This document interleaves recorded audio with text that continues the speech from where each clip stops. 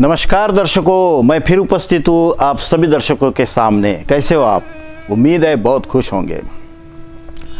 तो आज है दिनांक 28 मई 2021। पूरा साल अभी हमने लॉकडाउन में बिताया है, कोरोना के सानिध्य में बिताया है, एक डर के साए में, एक अनिश्चितता के साए में बिताया है। लेकिन फिर भी हम इस विश्व के साक्षी है कि हमने सब देखा है। तो आज है वैशाख कृष्ण द्वितीया तिथि बड़ी ही खान पान की तिथि होती है। प्रसाद जैसे उपहार वगैरह देने की तिथि होती है। अगर हमें किसी को उपहार देना है तो द्वितीया को देना चाहिए। घर में अगर कोई विशेष पदार्थ बनाना है प्रसाद के तौर पे, स्वादिष्ट मीठा चीज़ शीरा हो गया, तो द्वितीया को ज़रूर बनाना चाहिए। यह द्वितीया का सम्मान होता है, क्योंकि जो ब्रह्म है वह सदा प्रकाट्य होता है अपनी तिथि से। चंद्र अपनी अपनी कलाओं से प्रस्तुत करते हैं कि हमें गति कैसी मिलने वाली है, और आगे चल के यही गति, पूर्ण गति, हमारी सदगति, हमारी कर्म गति, हमारे भाग्य गति, या हो सकता है आगे अधोगति या पुण्य गति कैसी बने, यह तिथि में इसका बनाया हुआ तब होता है। तो आज का वार है शुक्रवार होने की वजह से हम माता लक्ष्मी का स्मरण जरूर कर सकते हैं। ओम श्रीम श्रीम श्रीम कमल कमलालय प्रसिद्धम श्री ओम महालक्ष्मी नमः। दोनों तरफ हाथी बिल्कुल अभिषेक करा रहे हैं माता लक्ष्मी जी को, जो श्रृंगार स्वरूप है, जिसके नेत्र में एक प्रदीप्तता है, उसके चेहरे के पीछे एक तेजो वलय है जो तेजस्वियों का सम्मान करता है। उसके आंखों की दृष्टि एक प्रसन्नता महसूस करते हैं। उनका श्रृंगार उनका नया रूप बताता है। उनका जो वस्त्र है, अस्त्र है, शस्त्र है, वह भी हमें भिन्न भिन्न उसके प्रकार बताते हैं कि कमंडलू, हर चीज को आश्रय दो, अच्छी बात को आश्रय दो, किताब की हर चीज जान लो, नित्य कोई ना कोई अच्छी किताब का एक पन्ना पढ़ लो, और अगर हम नहीं जानते हैं तो उससे संबंधित विद्वान का परामर्श लो। शंख, अपने जीवन में बुरी शक्ति अगर दूर रहना है तो हमने हमारे जो यूनिवर्सल इमोशंस है, राग, द्वेष, लोभ, मोह, माया, मद, मत्सर, इसका बुद्धिमत्तापूर्वक उपयोग अपने जीवन में कैसे करना चाहिए, यही शंख है। चक्र, हमने हमेशा हमारे भ्रमों से मुक्त रहना चाहिए, चाहे तर्क क्यों न हो, भ्रम क्यों न हो, संदेह क्यों न हो।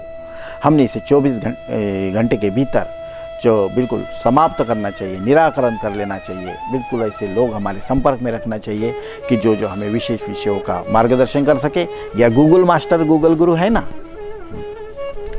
इसके बाद जैसे लक्ष्मी कमल पे बैठी है। कमल एक ऐसा फूल है कि जो सुबह खुद खिलता है, शाम को फिर अपने पूर्वाकार में आ जाता है। यह कीचड़ में उगने के बावजूद भी अपने पत्ते पे थोड़ी भी गंदगी नहीं रहने देते। तो हमने हमारे जीवन में अगर कोई बुरी घटनाएं सामने दिखती है, मन के खिलाफ परिस्थिति दिखती है, तो इस विश्वास करना चाहिए कि इसमें से कोई कमल आगे खिलने वाला है, और जब हम इस कीचड़ से बाहर निकलेंगे तो हमारे पैरों को भी कोई धोने वाला होगा। इसलिए अपने जीवन में हमारे चित्त को विचलित न होते हुए माता लक्ष्मी की कृपा को प्राप्त करने का योग यही शुक्रवार की दिन होती है। यही शुक्र व्यक्ति इंसान को रसिक बनाता है। यही शुक्र इंसान को उपलब्धियों का स्वामी भी बनाता है।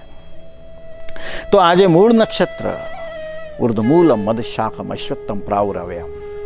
मूल मतलब जो हर चीज की रक्षा करता है, फिर क्या वृक्ष क्यों न हो, उसका 30% मूल ही पूरे 70% वृक्ष की रक्षा करते हैं। तो हमारे मूल हमारे लिए कौन सी चीजें हैं जो हमारे लिए रक्षा, हमारा शक्ति, हमारा ज्ञान, हमारा यश, हमारा वैभव सुरक्षित रख सके, उन चीजों का बिल्कुल संग्रह हमें करना चाहिए। उसके बाद साध्य योग, हमें जो भी साध्य है, जो हम उठा सकते हैं उसको उठाना चाहिए, जिसे न उठा सके उसको ढकेलना चाहिए। लेकिन जो हम उठा भी न सके और ढकेल भी न सके, उसे हमने किसी और की मदद से साध्य करना चाहिए। यही साध्य योग होता है। इसके बाद आता है गरजकरण। हमने महीने में एक दिन क्रोध का सदुपयोग करना चाहिए। हमारे घर में इतना क्रोध करना चाहिए, बुद्धिमत्तापूर्वक उपयोग करना चाहिए कि 29 दिन तक सबने एक भड़ास ले लेनी चाहिए कि नहीं बड़े गुस्से वाले हैं। लेकिन हमने वो दिन समाप्त होने के बाद 29 दिन बहुत ही अच्छा शांति से रहना चाहिए। गरज, हमारे जीवन में हमारा गरजना खास पर्व पे, खास समय पे एक खास स्थिति का निर्धारण करके हमारी गरज हमारी रक्षा कवच बन के रह जाती है। जैसे फनस के भीतर का कवच हो, वैसे ही गरज करण होता है। यह धनु राशि में होने की वजह से आज शुक्र का मिथुन राशि में प्रवेश होने वाला है। बड़ी चंचल लंपट राशि मिथुन राशि, श्रृंगार प्रिय, बातें करने में प्रवीण, खान पान के शौकीन और मित्रों में प्रिय। जीवन में बहुत सारा धन कमाने के बाद क्या करे धन का समझ में ना आने की वजह से ज़्यादातर बुरी आदतों के शिकार भी बन जाते हैं मिथुन राशि के लोग। उनके अगर लग्न में राहु हो या पंचम स्थान बिगड़ा हुआ हो तो इन ऐसे योग पे शुक्र और राहु के योग वाले लोगों को अपने जीवन का विनाश अपने सामने देखने को मिलता ही मिलता है।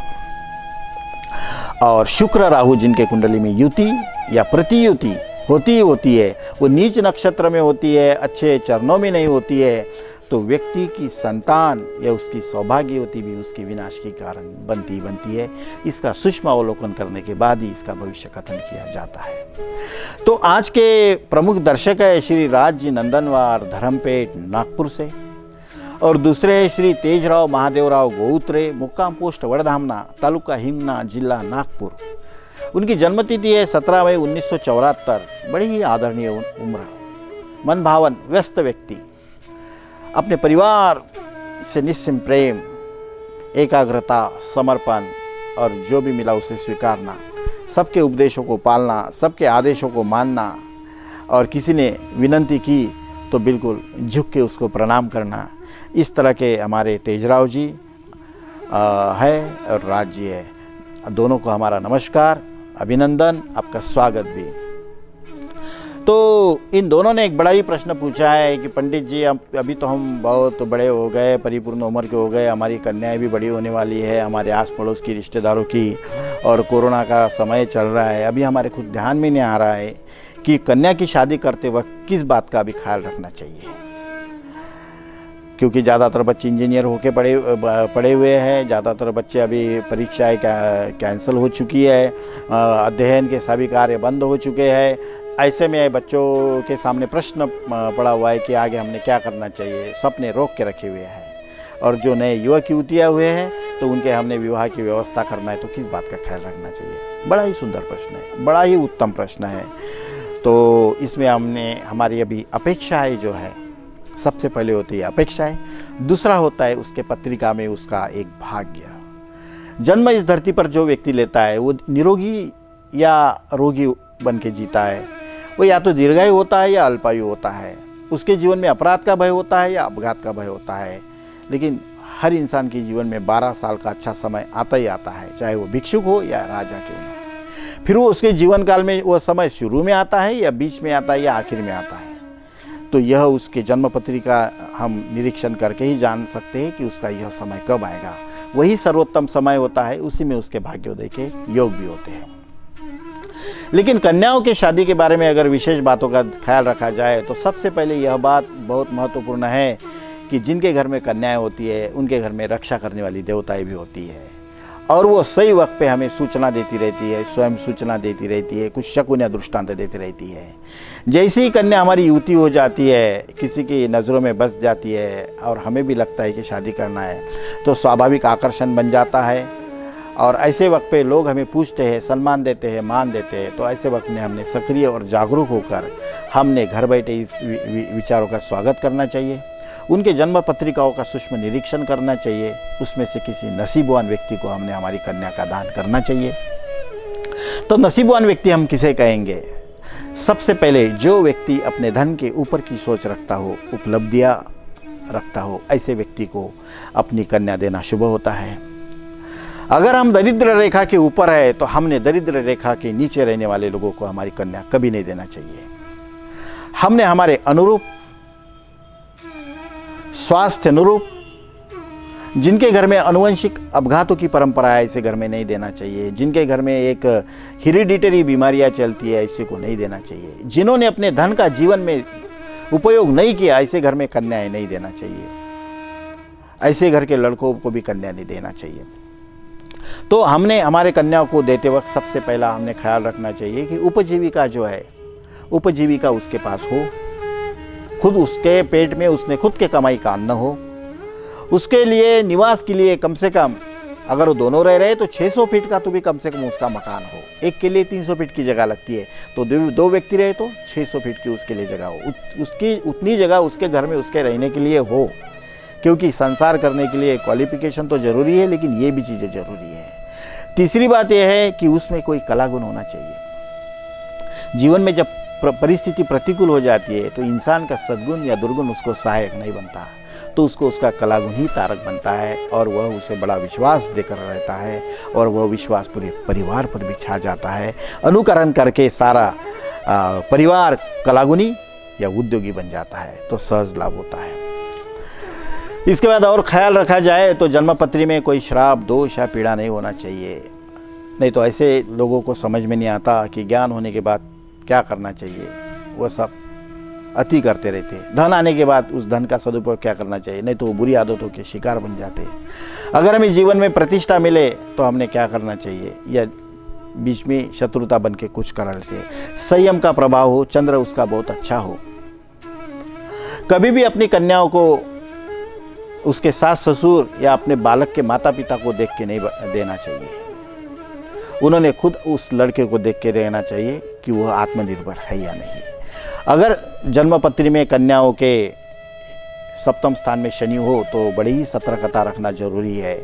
लग्नस्थ अगर गुरु है तो कोई चिंता नहीं है, उसका भाग्य बिल्कुल वैसे ही किसी बिना मदद के ही उसका शुरू हो जाता है।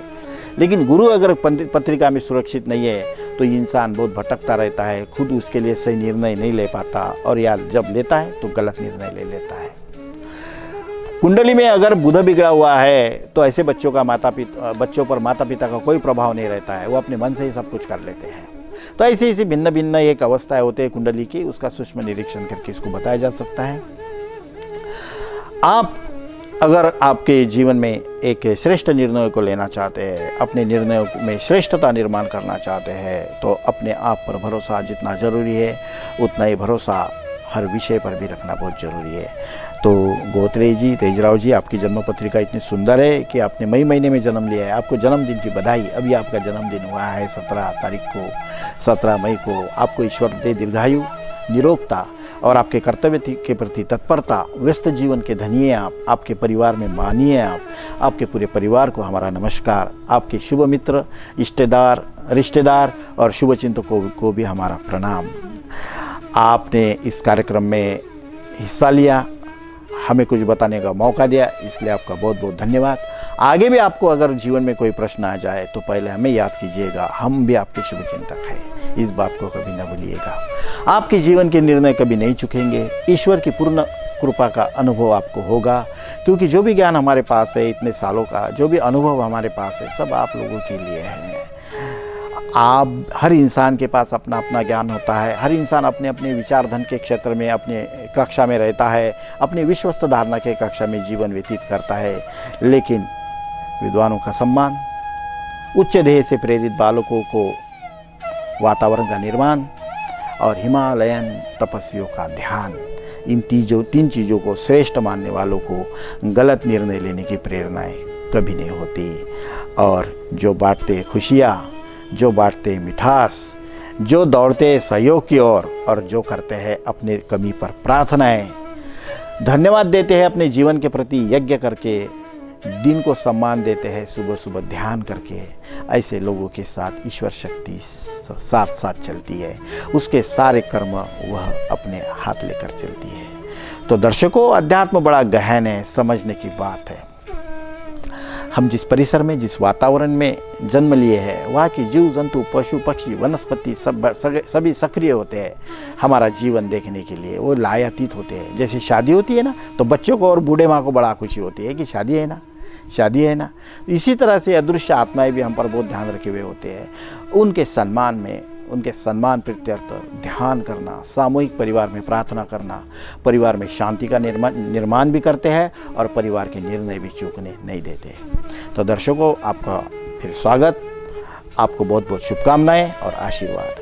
कल होंगे आपसे फिर मुलाकात, इसी वक्त इसी समय, आपके मनपसंद कार्यक्रम राशिफल में और आपके प्यारे चैनल सिटी न्यूज़ पर।